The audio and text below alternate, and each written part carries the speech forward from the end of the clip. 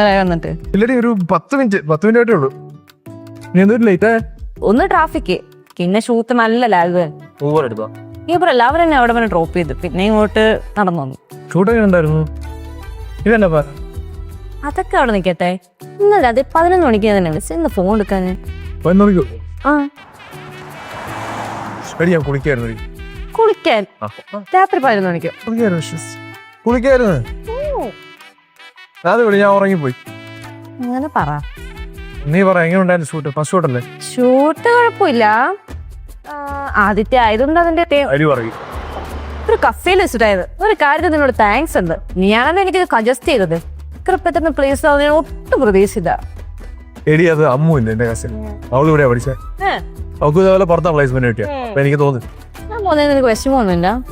വിഷമം തോന്നി വെച്ചാ വിഷമമൊക്കെ ഉണ്ട്. പിന്നെ നല്ല പാക്കേജ് അല്ലേ കുട്ടികളെന്താ? നല്ല കഴിച്ചായിരുന്നോ? ഇല്ല, എനിക്ക് നല്ല വിശപ്പുണ്ട്. നമുക്ക് എന്തായാലും പോയി കഴിച്ചാലോ? അയ്യാ പോ, ഞാൻ പിടിക്കാം.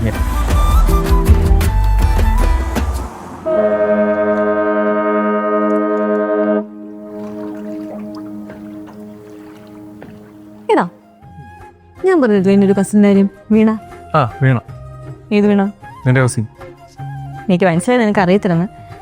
വീണീച്ച് ഇന്നലെ പ്രസവിച്ചു. നല്ല അടിപൊളി പെങ്കൊച്ച്. എന്ത് രസമാണെന്ന് അറിയുകയാണെ. എനിക്കാണെ അതിനെ എടുത്തുകൊണ്ട് വരാനാ തോന്നിയേ. നമുക്ക് വിട്ടിരിക്കാം. എടാ, എനിക്ക് വേണം ഒരു പെങ്കൊച്ചിനെ. പക്ഷെ എനിക്ക് വേണ്ടത് ആഘോഷിനെ.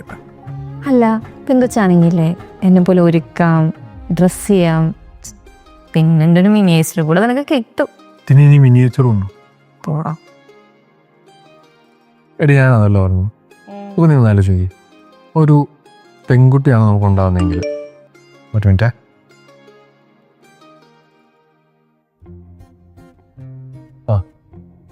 ഒരു പെൺകുട്ടിയാണ് നമുക്ക് ഉണ്ടാവുന്നതെങ്കിൽ ചിലപ്പം അവൾ ഉണ്ടാകുന്ന സമയം തൊട്ട് തന്നെ നമ്മുടെ സേവിങ്സ് സ്റ്റാർട്ട് ചെയ്യേണ്ടി വരും.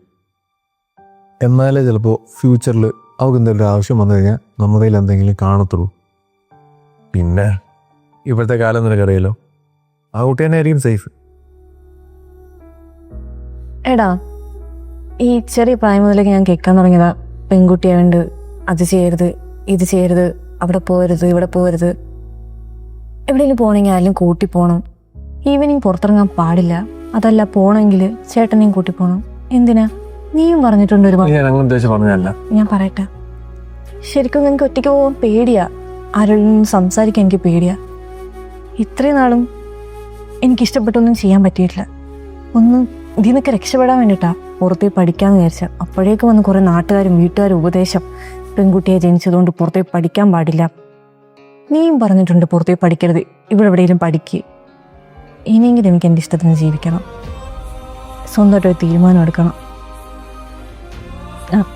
ഞാൻ പോവാ.